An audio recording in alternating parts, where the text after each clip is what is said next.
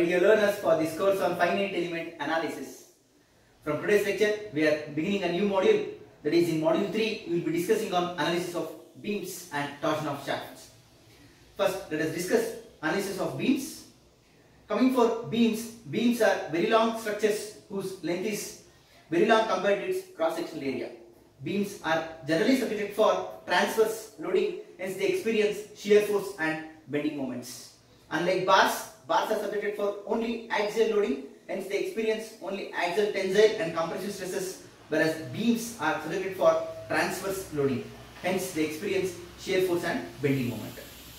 Coming for analysis of mechanical members in finite elements method, the basics, very important thing one should know is the shape function or interpolation function. So therefore, in today's lecture, we are going to derive Hermite shape function for beam elements.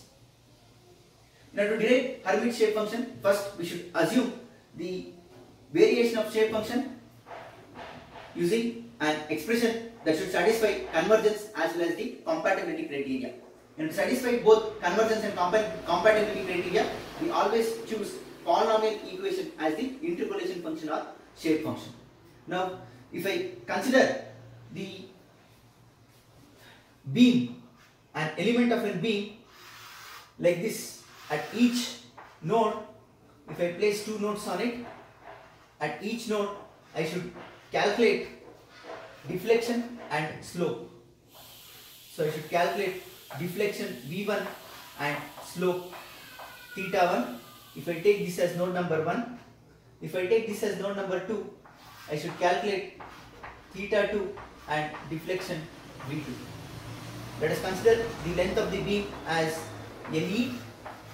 Now, if you observe, totally per each node we have 2 degrees of freedom. One is deflection in vertical direction, hence I am using V1, and also we have slope theta 1.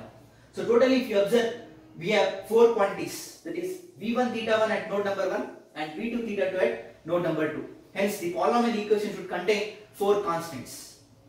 So therefore, assuming the polynomial equation for interpolation function or shape function and imposing the boundary condition what we know, we can derive the shape function for beam element.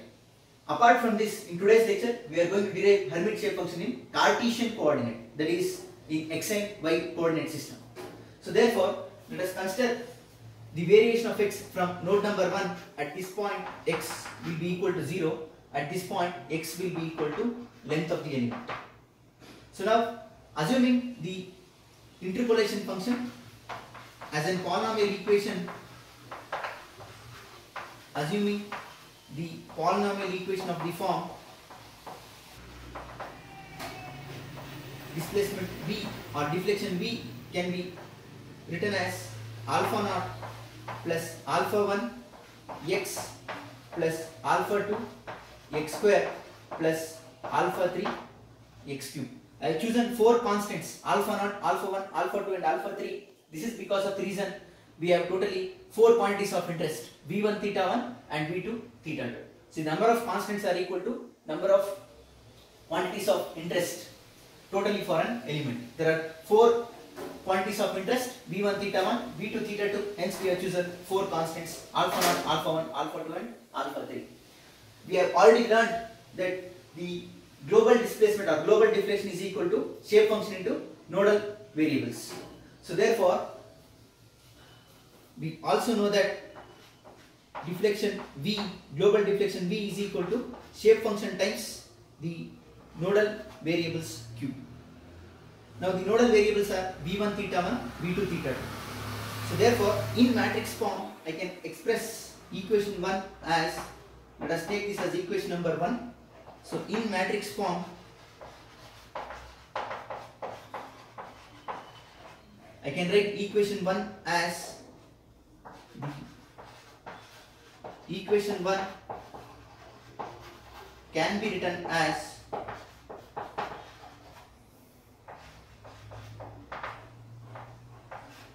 global displacement V is equal to 1 x square and x cube, and we have the constants alpha naught, alpha 1, alpha 2 and alpha 3. Let us take this as equation number 2. Now we also know that the slope or rotation at any node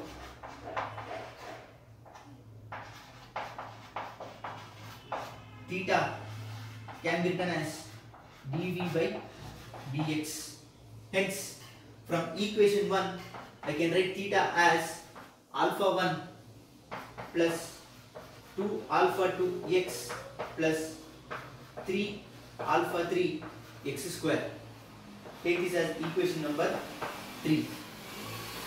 So now let us impose the boundary condition on equation 1 and equation 2 and determine the constants alpha 0, alpha 1, alpha 2, alpha 3. If I find the constants alpha 1, alpha 2, alpha 3 and alpha 4, that's it, we can determine the Hermite shape function for beams. So to determine the shape function, let us impose the boundary conditions. Coming for the boundary conditions, what we have from first boundary condition, that is at x is equal to 0, we have v1 is equal to, the deflection v is equal to v1 and slope theta is equal to theta 1. So therefore, from equation 1 and equation 3, I can write it as, from equation 1 and equation 3, we get v1 is equal to, put x is equal to 0, we will get the value as alpha 0. So therefore, we have found out one constant, alpha 0 is equal to v1. Now from equation 3, put x is equal to 0, we will get theta is equal to alpha 1. So theta 1 is equal to alpha 1. So therefore, we got the value of alpha 1, which is equal to theta 1. So we got two constants, that is alpha 0 and alpha 1 is calculated. Now we are left with only two constants, that is alpha 2 and alpha 3. Let us find alpha 2 and alpha 3 by using the boundary condition at node number 2. So coming for boundary condition at node number 2, at x is equal to length of the element, we have deflection v is equal to v2 and slope theta is equal to theta 2.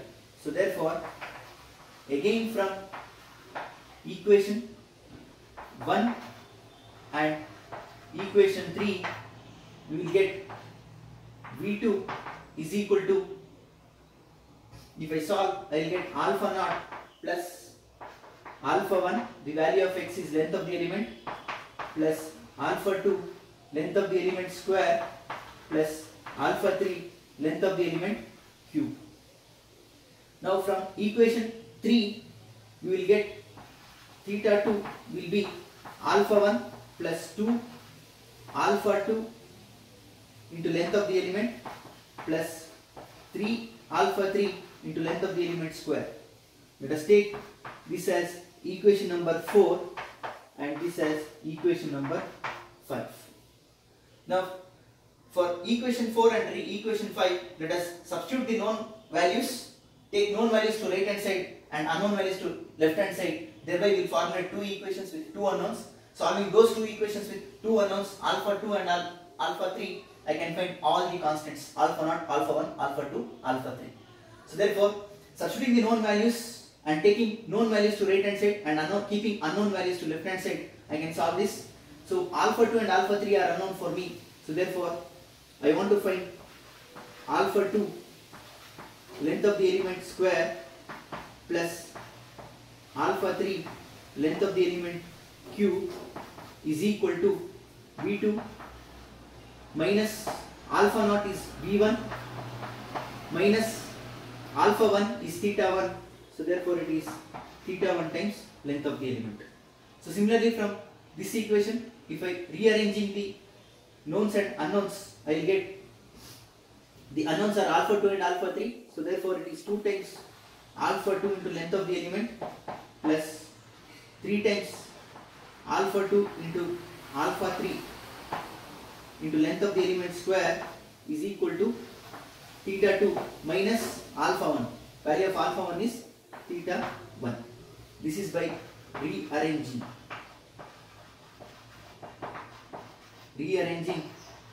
equation 4 and equation 5. So if I rearrange equation 4 and 5 for knowns and unknowns, I will get two equations. So now if you clearly observe, we have equation 6 and equation 7. So now I should solve these two equations to get two unknowns. Now it is left to you. You can formulate the matrix, do matrix inversion, get alpha 2 and alpha 3. Or you can also use Cramer's rule. The most easiest way to determine the values of alpha 2 and alpha 3 is that going with solving of simultaneous equation. So I can solve these two simultaneous equations to get the value of alpha 2 and alpha 3. That is, now in order to cancel alpha 3, this equation should be multiplied with 3 and this equation should be multiplied with length of the element. So therefore, in order to find alpha 2, so to find alpha 2, what I will do, I will multiply this equation by 3 so that this equation will have 3 alpha 3 Le cube, and I multiply this equation is with Le, so thereby the coefficient of alpha 3 will become 3 Le cube and 3 Le cube, thereby I can cancel off both. So therefore what I will do is that I will do equation 6 throughout multiplied by 3 minus equation 7 which is throughout multiplied by length of the element. So therefore equation 6 throughout multiplied by 3. So equation 6 throughout multiplied by 3 will become 3 alpha 2 Le square plus 3 alpha 3 Le cube. This is equal to 3v2 minus 3v1 minus 3 theta 1 times length of the element. Now this equation is subtracted by equation 7 which is multiplied by length of the element. Multiply length of the element to equation 7, we will get 2 alpha 2 length of the element square plus 3 alpha 3 length of the element cube. This is equal to theta 2 into length of the element minus theta 1 into length of the element. Now I should subtract this equation by this equation. So therefore, solving this will get the value of alpha 2 as, so this will get cancelled. That is why we have made the coefficients as equal and solving. So 3 minus 2 is 1. So therefore alpha 2 times length of the element square will be equal to 3v2 minus 3v1 minus 3 theta 1 Le plus theta 1 Le minus theta 2 Le. So therefore I can find the value of alpha 2. So hence the value of alpha 2 will become, so the value of alpha 2 will be, I should throw divided by Le square. Let me arrange it properly like v1 theta 1, v2 theta 2. So we have minus 3 v1, that's it, divided by Le square. So we have minus 3 v1 divided by Le square. Coming for theta 1, minus 3 theta 1 Le plus theta 1 Le will become minus 2 theta 1 Le divided by Le square. So Le divided by Le square will become divided by Le. That's all. Next, coming for v2, we have plus 3v2 divided by length of the element square. And finally, coming for theta 2, we have minus theta 2 Le by Le square will become Le. So this is about the value of alpha 2. Now we got the value of alpha 1, alpha 1 and alpha 2. Only thing is that I want to find the value of alpha 3. So to find alpha 3, I can substitute the value of alpha 2 and simplify in any of these equations 6 and 7, which will become more tedious. So therefore, let me repeat the same thing. I will make the coefficient of alpha 2 as same and eliminate alpha 2, find the value of alpha 3. That sounds better. So therefore, what I will do is that equation 7 will get multiplied with 2, which is missing for alpha 2, and equation 6 should get multiplied with 2, and equation 7 should get multiplied with LE. Thereby I can cancel off these two. So therefore, what I will do is that equation 7, that is to find alpha 3, what we will do, equation 7, you want to match the coefficients, I should multiply this equation by LE. Equation 7 is get multiplied by LE minus equation 6, which is get multiplied by 2. So if I do that, equation 7 multiplied by LE will be 2 alpha 2 LE square plus 3 alpha 3 LE cube is equal to theta 2 LE minus theta 1 LE. So equation 6 multiplied by 2 is 2 alpha 2 LE square plus 2 alpha 3 LE cube is equal to 2 times V2 minus 2 times V1 minus 2 times theta 1 LE. So now I should subtract equation 7 by equation 6 with these multiplications. So solving the simultaneous equation, so these two will get cancelled. So 3 minus 2 is 1. So therefore alpha 3 LE cube is equal to, we have theta 2 LE minus theta 1 LE minus 2V2 plus 2V1 plus 2 theta 1 LE. So therefore I will get the value of alpha 3 as coming for V1. So 2V1, so it is 2V1 by LE cube. Coming for theta 1, we have minus theta 1 LE plus 2 theta 1 LE will become plus theta 1 LE by LE cube will become LE square.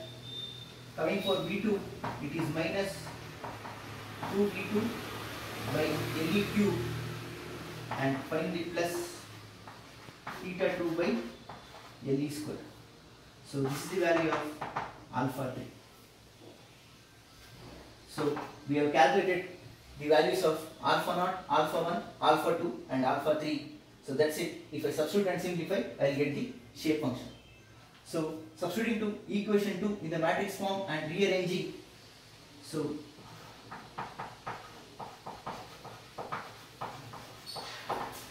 substituting in equation 2 for alphas,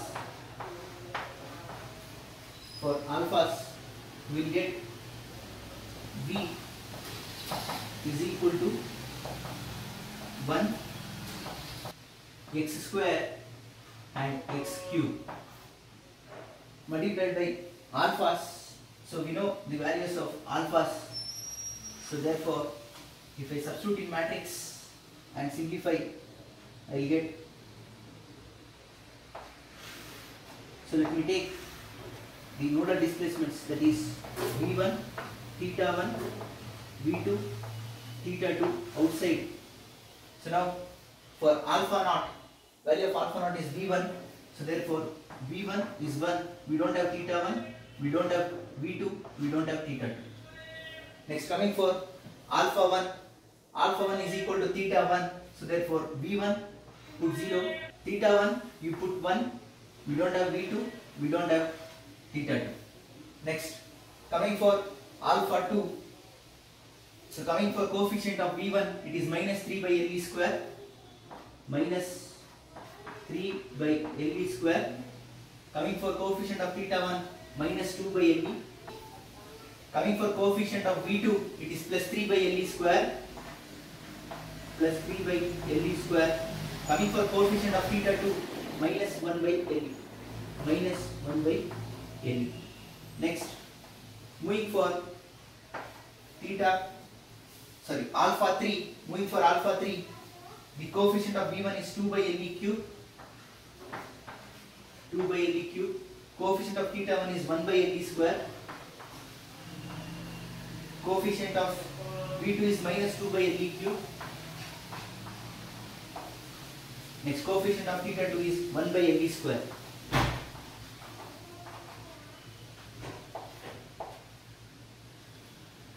So this completes the substitution for alphas and taking the nodal values V1 theta 1, V2 theta 2 outside.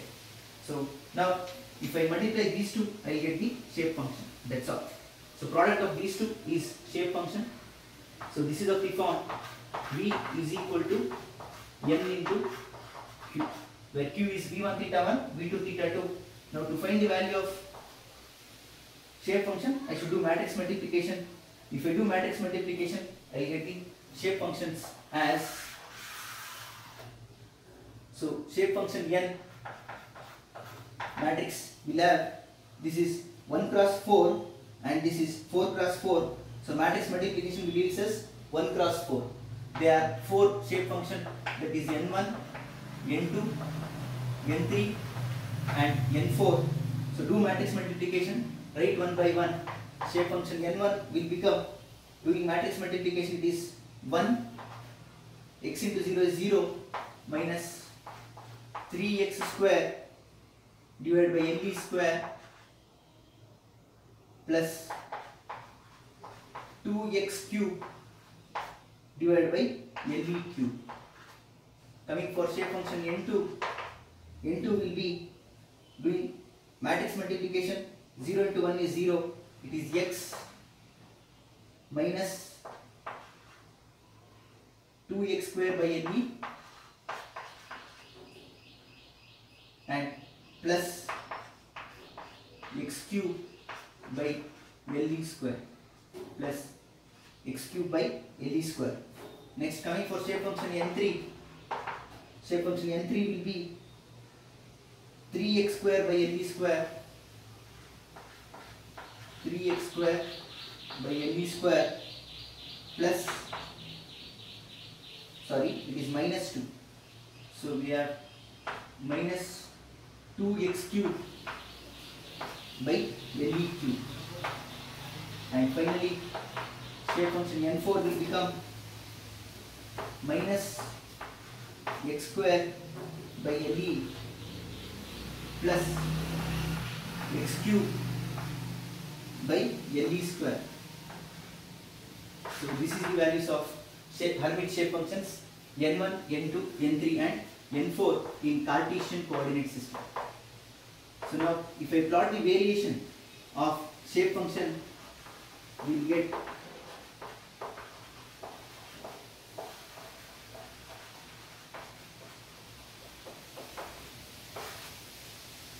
so let us have the B variation of shape function. If I plot, we know that the value of shape function is unity at its own node, whereas the value of shape function is 0 at any other node, and the sum of shape functions should be equal to unity. So therefore, if I take shape function N1, so at node number 1, so N1 corresponds to deflection V1, so therefore here N1 is equal to 1, which is nothing but V1 we are corresponding to, and the variation is from the polynomial equation, it is a cubic variation, and the variation is cubic. Whereas if I consider for shape function N2, so N2 is corresponds to theta 1, so therefore the variation will be, so if I draw a tangent to this cubic curve, I will get the value of theta. So this is about N2.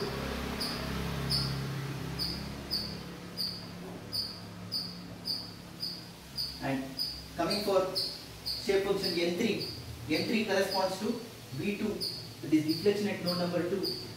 So therefore we have here N2 is equal to 1,